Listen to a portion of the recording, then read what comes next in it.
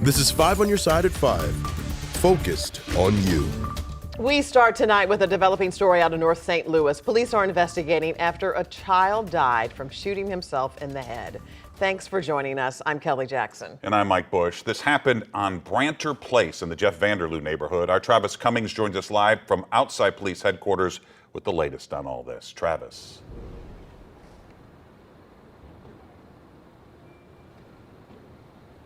Mike, the little boy 10 was rushed to the hospital in a police car.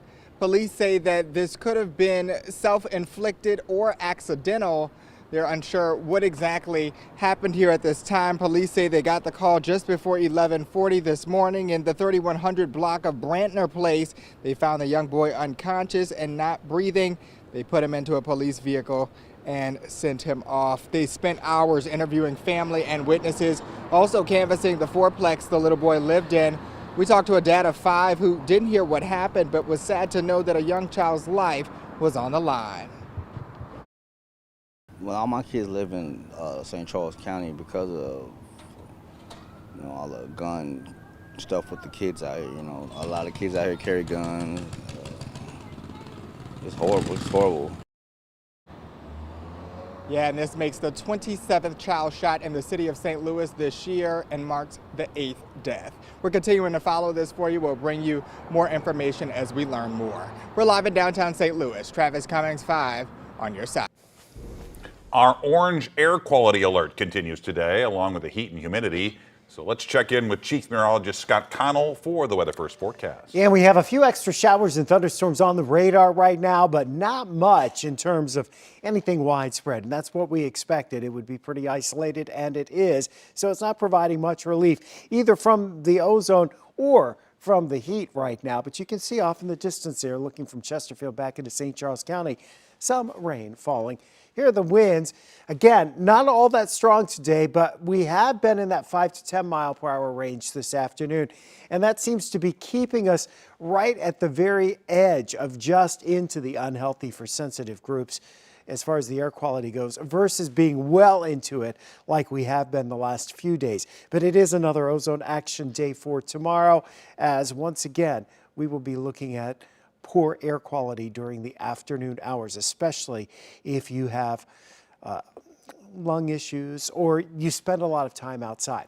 There's the radar pictures right now. These are just isolated storms popping up here and there. Yes, you could get a quick 1/4 inch of rain if you could get it to rain at your house. Most of us aren't going to see much, if anything. We'll talk about if that changes and when in a bit, Kelly. All right, Scott. Right now, there's a new program in the state of Missouri giving people access to free emergency contraception. The birth control is also known as the morning after pill. The organization's efforts are meant to debunk misconceptions and remove barriers. Our Justina Cornell joins us in studio with details. Justina? Yeah, Mike and Kelly. So the private nonprofit Missouri Family Health Council is behind this effort. Now, the organization created this program after the Dobbs decision last summer, which overturned Roe versus Wade.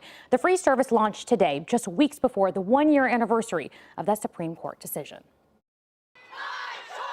It's been almost 1 year since the overturn of Roe versus Wade. And since then, abortion services are banned in Missouri. Many conversations continued, though, and misconceptions started swirling. I get a lot of questions from healthcare providers about whether or not emergency contraception is available over the counter. And most notably, a lot of people right now think that emergency contraception is not legal in the state of Missouri. So we want to be really clear that birth control in all of its forms, including emergency contraception, is safe and effective and legal in the state of Missouri. That's why Missouri Family Health Council launched a new pilot program. Ashley Kuykendall, director of program initiatives, says its latest effort provides free emergency contraception, or better known as the morning after pill. 5,600 kits are up for grabs. We will give it to you, no questions asked. They are free of charge. More than 40 sites across the state have the kits, including the National Council of Jewish Women St. Louis. We work a lot with intimate partner violence survivors and sexual assault survivors, and this is vitally important, and we don't want them to have to jump through hoops. We don't want anything to be cost prohibitive. And you can also order online, and the kit will be sent in a package. Kuykendall says the goal is to be accessible. Typically, if you were to buy emergency contraception over the counter at a retail pharmacy, it would cost between $40 and $50 per pill. So in some stores, they are kept behind lock and key. Some stores only disperse them out of the pharmacy itself, even though they're available over the counter. It's a really time-sensitive medication, and so we want to make sure that people can have these kits on hand so that it's there when they need them. The program launched at 7 this morning, and by noon, 200 kits were requested online. If you're interested in learning more about this program, you can head to our website, ksdk.com, and go to the section as seen on TV. Justina, thanks. Well, the House has passed the debt ceiling bill, and now it's up to the Senate. Missouri Senators Eric Schmitt and Josh Hawley say they will vote against the deal. Our political editor Mark Maxwell has new developments. Kelly and Mike, Senator Josh Hawley says he'll vote no, but would he still vote that way if it meant the country would actually default on its debts for the first time ever? We asked him on the record. But if the last vote, the deciding vote, came down to you, would you really want to see this deal fail? Oh, but that's not how it would work, Mark. Let me tell you how the legislature works. If I had the deciding vote, they would have to come to me and say, Josh, what will it take to get your vote? The sad fact sounds is like you're they don't acknowledging need the my votes are vote there to pass this, and that's lamentable, but that's a fact. That doesn't mean, though, I'm going to not work on it. So the nation may avoid that catastrophe of defaulting on its debts just without Hawley's vote and without every Illinois Republican in Congress. They all voted no. Former Illinois Congressman Rodney Davis said the extreme fringes may make a lot of noise these days, but they're not driving the ship in D.C. I mean, look at the bipartisan deal that went through with an overwhelming number of Republicans. A majority of Republicans in the House voted for this bill. Majority of Democrats in the House voted for this bill. This is a bipartisan success story that finally got Democrats in Washington to realize that they can't keep spending like they have been and exacerbating inflationary pressures. You can watch both of those full interviews up on the 5+ app now. The Senate could start voting as early as tonight to try and pass this debt ceiling deal to President Biden's desk. Thanks, Mark. It is officially Pride Month, and to celebrate, flags went up today in St. Louis City and County. Leaders say they want to make sure members of the LGBTQ+ community are supported and welcome in our area. But they say this year has been tough, with new laws in Missouri and other states targeting the community. In St. Louis, we listen. In St. Louis, we condemn hateful attacks on our community. And in St. Louis, we push back.